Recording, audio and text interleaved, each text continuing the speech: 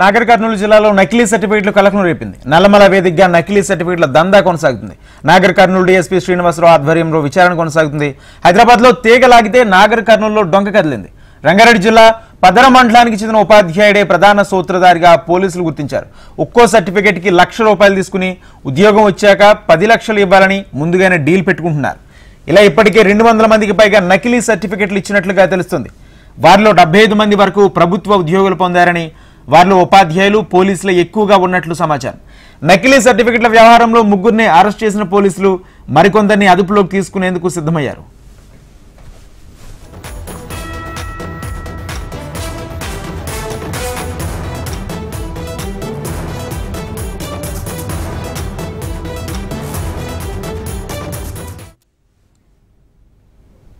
నాగర్ కర్నూలు జిల్లాలో నకిలీ సర్టిఫికెట్ల కలకలం రేపాయి.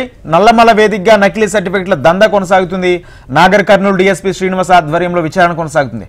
హైదరాబాద్ లో తీగలాగితే నాగర్ కర్నూలులో డొంక కదిలింది. రంగారెడ్డి జిల్లా పదర మండలానికి చెందిన ఉపాధ్యాయుడే ప్రధాన సూత్రధారిగా పోలీసులు గుర్తించారు. ఇదే అంశానికి సంబంధించి పూర్తి సమాచారం మా ప్రతినిధి నరేంద్రచారి అందిస్తారు. నరేంద్రచారి,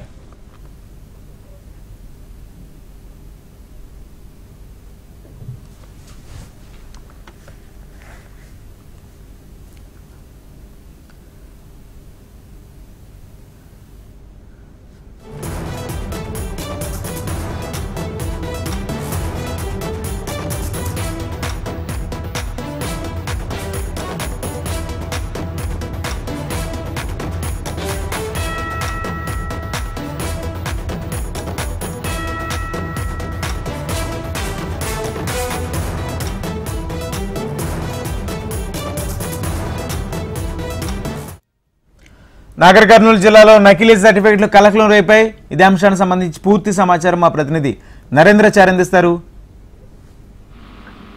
రాజేంద్ర, నాగర్ కర్నూలు జిల్లాలో నల్లమల అటవీ ప్రాంతంలో రాకెట్ నకిలీ సర్టిఫికెట్ రాకెట్ గుర్తురట్టయింది. అయితే మొత్తానికి చూసుకున్నట్లయితే ఈ వ్యవహారం పూర్తి స్థాయిలో చూసుకున్న రాష్ట్ర వ్యాప్తంగా సంచలనంగా మారే అవకాశాలు కల్పిస్తున్నాయి. ప్రస్తుతానికైతే నకిలీ సర్టిఫికెట్ రాకెట్ వ్యవహారం పైన కూడా అధికార యంత్రాంగం కదిలింది. ఇప్పటికైతే ప్రస్తుతానికి మననూరు ఐటీడీఏ కార్యాలయంలో 21 మందిని కూడా ఈ ఉద్యోగాలు అక్రమంగా నకిలీ సర్టిఫికెట్ ద్వారా అక్రమంగా ఉద్యోగాలు పొందినటువంటి 21 మందిని కూడా అధికారులు కూడా విచారిస్తున్న పరిస్థితి కనిపిస్తుంది. ఐటీడీఏ పిఓ రోహిత్ గోపిడి, అలాగే ఆర్టీఓతో పాటు వివిధ అధికారులు కూడా రెవెన్యూ అధికారులు కూడా ప్రస్తుతానికి 21 మందిని కూడా విచారణ కొనసాగిస్తున్నారు. దీనికి సంబంధించి చూసినట్లయితే దాదాపు 72 మందిని కూడా ఈ నకిలీ వ్యవహారంలో ఉన్నట్టుగా తెలుస్తుంది. 200 మంది పైగా ఇందులో ఇన్వాల్వ్ అన్నట్టుగా స్పష్టంగా తెలుస్తుంది. మొత్తానికి నకిలీ సర్టిఫికెట్ వ్యవహారం పూర్తి స్థాయిలో విచారణ కొనసాగిస్తున్న పరిస్థితి కనిపిస్తుంది. రైట్, థ్యాంక్ యూ చారి. ఇవి bulletin updates, keep watching HM TV.